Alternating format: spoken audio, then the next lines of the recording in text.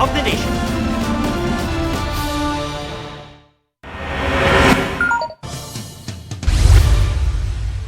Nasa state of calamity ngayon ng 3 lungsod at 5 bayan sa Albay na tinamaan ng ashfall mula sa Bulkang Mayon noong Sabado. Nananatili sa Alert Level 3 ang sitwasyon sa Mayon. Mas kalmado sa ngayon ang bulkan, bagamat aktibo pa rin. Kaninang umaga nga, naglabas ito ng uson o pyroclastic density current. May dumaloy ring lava sa southwestern slopes ng Mayon. Patuloy ang paglilinis ng mga residente at ang pag-aabot ng tulong ng ilang ahensya ng gobyerno. Natupok ang aabot sa 50 bahay sa Cagayan de Oro. Ang hinihinalang mitsa, pinaglaro ang posporo. Sa sunog naman sa San Mateo Rizal, tumalsik na baga mula sa welding ang sinasabing dahilan. May nasawing magkapatid na babae, kabilang ang isang minor de edad. May report si EJ Gomez.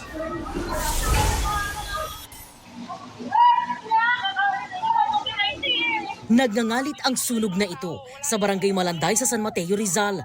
Nabalot na rin ng makapal at maitim na usok ang lugar.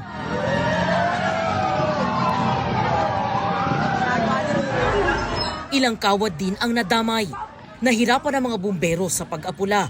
Makipot daw kasi ang daang papasok sa natutupok na compound. Pagdating po talaga natin, talagang tupok na po at napakalaki na po ng apoy. Ito po ay nagsimula sa pagwe-welding po ng bahay dahil nagre-repair po.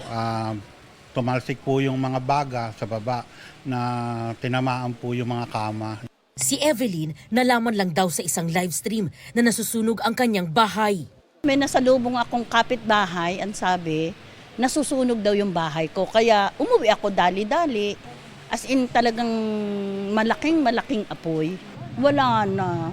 Totally yung taas namin, talagang wash out. 10 pamilya ang nasunugan, kabilang ang pamilya Gangan na nagluluksa ngayon. Namatay kasi sa sunog ang mga kaanak nilang mag-ate na edad 7 at 11. Masakit. Kasi 2 buhay na wala. Pero biglaan na lang talaga eh. Hindi na namin alam kung anong gagawin. Hindi ko po tinignan. Kasi pag nakita ko, mababago yung memory ko sa kanila. Sobrang sakit. Hindi ko naman akalain na ganun na mangyayari. Wala kasi kami nun. Pasensya na sa kanila. Bilang tatay nila, hindi ko sila naligtas. Patuloy ang investigasyon ng mga otoridad.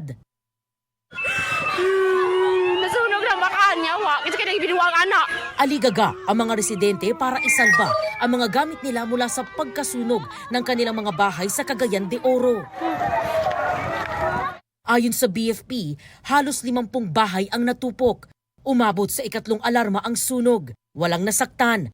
Pinaglaro ang posporo ng mga bata, ang isa sa tinitingnang sanhi ng sunog.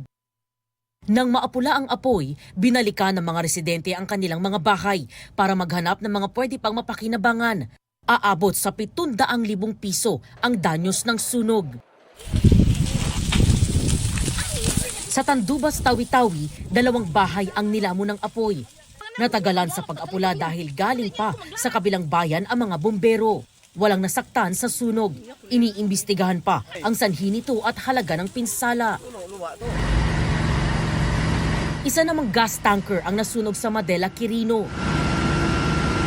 As per our initial investigation, kasalukuyan silang nagsasalin ng diesel from their tank going to the tanker truck for delivery. Damay rin ang 5 nakaparadang truck sa lugar. 10 fire truck ang nagtulong-tulong sa pag-apula. Aabot sa 15 million pesos ang halaga ng pinsala. Sinisikap pang makuha ang pahayag ng may-ari ng mga nasunog na truck. EJ Gomez, GMA News. Wala munang disconnection o pagpuputol ng kuryente sa mga di makakabayad ng bill mula ngayong Mayo hanggang Hulyo. Utos yan ng Energy Regulatory Commission o ERC sa mga distribution company. Sakop nito ang lahat ng residential at non-residential consumers sa buong bansa. Pinayagan din ng ERC ang flexible payment o utay-utay na pagbabayad sa mga kumukonsumo ng hanggang 200 kilowatt hours kada buwan. Hanggang 3 buwan din ang installment. Pinapahati rin sa mga power generation ang transmission company ang paniningil sa distribution utilities ng hanggang 3 buwan. Layo niyang maibsan ang epekto ng pagmahal ng singil sa kuryente bunsod ng gulo sa Middle East. Suportado naman daw ng Energy Department na tanggalin ang VAT o Value Added Tax sa kuryente para bumaba ang singil. Gayunman, kailangan daw itong pag-aralan ng maigi kung makabubuti sa bansa. Ramdam nitong Abril ang pait ng pagmamahal ng mga bilihin at serbisyo sa bansa. Umalago kasi sa 7.2% ang inflation rate. Ayon sa Philippine Statistics Authority, dahil sa giyera sa Middle East na nauwi sa krisis sa langis, nagmahal ang mga pangunahing bilihin at petrolyo. Tumas din ang gasto sa renta, tubig at kuryente. Damay rin ang purchasing power ng piso. Katumbas na lang ngayon ng 73 sentimo ang piso noong 2018. Ibig sabihin, kung may 1,000 piso ka, katumbas lang na mahigit 700 piso ang mabibili. Ang inflation rate ngayong Abril ay mas mataas kaysa 4.1% nitong Marso. Pinakamabilis din yan sa nakalipas na 3 taon. Noong March 2023, kasagsagan pa ng COVID sa Pilipinas, 7.6% ang inflation rate. Ilang grupo at kongresista ang pumalag sa na-videohang paglulunsad ng Tomahawk missile ng Amerika sa unang beses na paggamit sa idinaraos na balikatan exercises. Mula Leyte, tumama ito sa Nueva Ecija sa loob ng humigit kumulang 1 oras. May report si Chino Gaston. Nagliwanag kaninang pasado hating gabi sa Tacloban Airport sa Leyte. Ayon sa Koalisyong Makabayan na naglabas ng video, pinalipad doon ang isang Tomahawk cruise missile. Sa pool. Kita rin sa video na bumagsak ang missile sa Laur, Nueva Ecija. Ang pagpapalipad ng missile ay bahagi ng balikatan exercises ng mga sundalong Pilipino at Amerikano. Ayon mismo kay balikatan spokesperson Colonel Dennis Hernandez. Ginamit sa pagpapalipad ng Tomahawk missile ang Typhoon Missile System. 2024 pa dinala ng Amerika sa bansa ang Typhoon, pero ngayon lang ginamit. Mahigit 600 kilometers ang inilipad ng missile at dumaan sa eastern seaboard patungo sa target area na nasa loob ng Fort Magsaysay sa Nueva Ecija. Pasado 1:00 ng madaling araw. Ayon kay Hernandez, ito ang unang beses na ni-launch ang Tomahawk missile sa Pilipinas. However, the munition, the rounds is inert. So wala siyang live, walang explosive. Impact lang yung name-measure, accuracy. Isa ang Tomahawk missile sa mga makabagong sandatang gustong bilhin ng AFP. Posible raw itong gamitin na pandepensa sa teritoryo ng bansa at pansawata sa panggigipit ng China sa West Philippine Sea. Kaya nitong tamaan ang target ng hanggang 1,500 kilometers ang layo.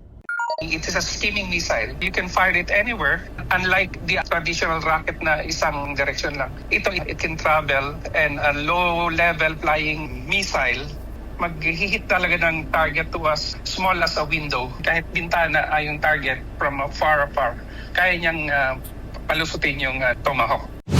Tutol ang grupong Koalisyong Makabayan sa missile launch at nananawagan ng investigasyon. Anila, ang Pilipinas ay hindi playground o palaruan para sa mga missile at bomba ng Amerika na gagamitin umano para pumatay ng mga sibilyan sa ibang bahagi ng mundo. Kinundena rin ito ng ilang kongresista dahil bukod sa delikado para sa mga Pilipinong sibilyan, tila nakakaladkad pa raw ang Pilipinas sa mga kinasasangkutang gulo ng Amerika. Sinusubukan ng GMA News na makuha ang panig ng AFP at Department of National Defense. Dati na ring inalmahan ng China ang pagposisyon ng Typhoon sa Pilipinas, partikular sa North Luzon na malapit sa Taiwan. Wala kaming pinatutunguhang bansa na gawin to at karapatan namin ng armed forces nyo na gawin ito para sa ating depensa sa ating soberanya at ating teritoryo. Chino Gaston, GMA News. Walang balak tumakbo sa pagkapangulo si Senator Raffy Tulfo. Tugon niya ito matapos sumaba sa isang presidential pre-election preference survey na tabla sila ni Vice President Sara Duterte kung magtatapat. Sa Pulse Asia survey nitong February 27 to March 2 na kinumisyon ni Senator Juan Miguel Zubiri, parehong 46% ang nakuha ni na Duterte at Tulfo.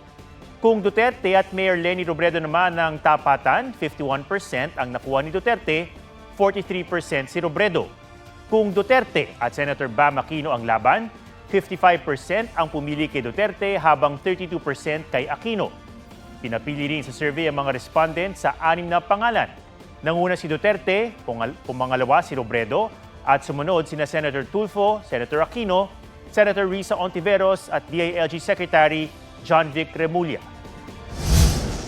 Final answer, wala po akong balak na tumakbo as President sa 2028. However, I believe I'm doing very well as Senator and I can do a lot more as Senator. Therefore, maasahan niyo re-electionista ko sa 2028. Ibibida ng Pilipinas ngayong linggo ang pag-host ng 48th ASEAN Summit sa Cebu. Pero ang ilang Cebuano may reklamo.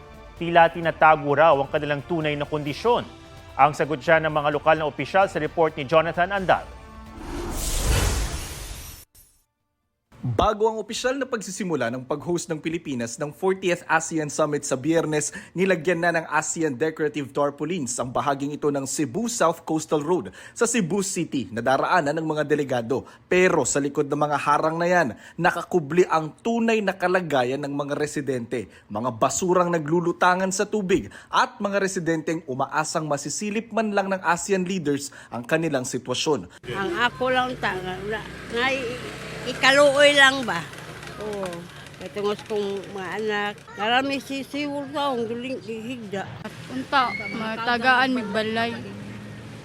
Maura dyan na mo Bagamat dismayado, iniintindi na lang daw nila ito. Nauna nang sinabi ni Cebu City Mayor Nestor Arquival na katulad ng pagdiriwang ng piyesta ang paghahanda nila sa ASEAN Leaders Summit. Sa ganitong pagkakataon, naglalagay umano ng dekorasyon o kortina sa ilang lugar. Sa Lapu-Lapu City naman, idaraos simula bukas hanggang Huwebes ang Senior Officials and Ministerial Preparatory Meetings. Binuksan na rin doon ang Mactan World Museum na magsisilbing International Media Center. Sa Biyernes, inaasahang pupunta si Pangulong Bongbong Marcos sa Mactan Expo na magiging venue ng pagpupulong ng ASEAN leaders. Ininspeksyon na ito ng ASEAN 2026 National Organizing Committee.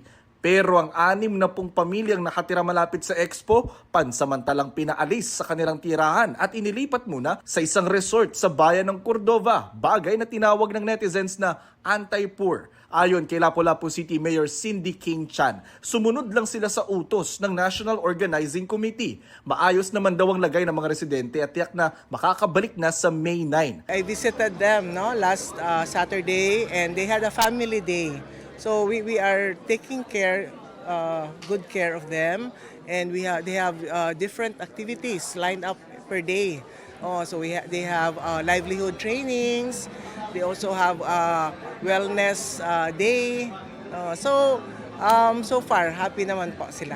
Ang ilang motorista naman inalmahan ang anilay perwisyon dulot ng pagsasara ng mga kalsada dahil sa simulation exercises ng seguridad para sa summit. Nailapit na raw ni Mayor Chan sa National Organizing Committee ang mga natanggap nilang reklamo. Sa ngayon, umiiral na ang gun ban sa buong probinsya ng Cebu hanggang May 11. Mahigit 10,000 uniform personnel at force multipliers ang nakatalaga para sa seguridad. Idineklara na ng Malacanang na special non-working holiday sa Lapu-Lapu City at Cordova simula bukas hanggang May 8. Jonathan Andal, GMA News. Nasa Committee on Rules na ng Kamara ang report ng House Committee on Justice na nagsasabing may probable cause para ma-impeach si Vice President Sara Duterte. Bago mag-suspend ang sesyon ngayong gabi, inifer na sa Committee on Rules ang Committee Report 261 ng House Justice Committee. Nakapaloob dito ang rekomendasyon for adoption kasama ang findings, conclusion at rekomendasyon ng komite. Pinabulaan na naman ng komite ang mga ulat at online posts na nagsasabing may mga kongresistang binabawi ang kanilang pirma. Nasa The Hague sa The Netherlands ang bise para bisitahin ang amang si dating Pangulong Rodrigo Duterte sa International Criminal Court Detention Facility. Pinasaringan ng bise ang mga mababatas na nagsasabing sigurado na raw ang kahihinatnan ng impeachment. Sana rin daw ay matuloy at maging maayos ang 2028 presidential elections. Ang pasaring ni Duterte sa eleksyon tinawag ng Malacanang na pang-iintriga. Kung ordinary individuals lang naman yan, like ordinary Filipinos, pabayaan na natin yan. But it is different siguro kapag congressman na yung nagsasabi or senator na yung nagsasabi. Kasi magtatanong ka, bakit sobrang sigurado ka na tapos na ito? I'm already a presumptive candidate because I declared my intention to run for the next presidential elections. We can only pray that there will be a presidential elections on 2028 and it will be honest, orderly, and peaceful. Unang-una po, nakikita rin natin ang kasabikan ng Vice Presidente na pag-usapan ng halalan sa 2028. Parang ito ba ay like father, like daughter? Alam naman natin na umamin ang dating Pangulong Duterte na siya ay eksperto sa paggawa ng intriga. So ang mga ganitong sagot mula kay Vice Presidente ay alam nating intriga lamang. 3 ang patay sa plane crash sa Brazil. Mahigit 20 naman ang nasawi sa sumabog na pabrika ng paputok sa China. Ang detalye sa World News si Joseph Morong. 6 may nagbagsak ng bomba sa lugar na ito sa Hunan Province sa China. Ang mushroom cloud resulta ng pagsabog sa isang pabrika ng mga paputok. Ilang gusali ang wasak, may mga punong nabawal at matindi ang amoy ng pulbura sa paligid. Agad rumisponde ang mga bombero. Gumamit na rin ng mga backhoe sa clearing operation. Sa datos sa mga otoridad, di bababa sa 26 ang patay, 61 ang sugatan. Inilikas din ang mga residente sa paligid dahil sa pangambang madamay ang mga bodega ng pulbura at kemikal. Pinaimbestigahan na ni Chinese President Xi Jinping ang disgrasya. Nakaditiin ngayon ang namamahala sa pabrika. Ininspeksyon na rin ang mga paggawaan ng paputok sa lugar. Hulikam sa Brazil ang isang light aircraft na sumalpok sa gusali. Wasak ang eroplanong may 5 sakay at biyaheng Sao Paulo. Ayon sa local fire department, patay ang pilot at co-pilot ng eroplano. Nasawi sa ospital ang isa sa 3 sakay nito habang stable na ang kondisyon ng 2 pa. Nabutas ang tinamaang residential building. Pero wala itong structural damage at walang naapektuhang residente ayon sa mga otoridad. Joseph Morong, GMA News. Nasorpresa ang mga guest ng isang resort sa Salvador, Benedicto, Negros Occidental nang may ahas na sumilip sa inidoro ng kanilang villa. Ayon sa guest sa resort, nagpasaklolo sila sa mga tauhan ng Municipal Environmental and Natural Resources Office. Na-rescue ang ahas na di patukoy kung anong uri. Tingin ng management ng resort, maaring galing sa mga puno sa labas ang ahas at pumasok sa bintana ng villa. At yan ang mga balitang dapat niyong malaman. Ito ang GMA News. Walang kinikilingan, walang pinoprotektahan. Noon at ngayon, serbisyong totoo. Ako si Ato Maraulio at ito ang State of the Nation.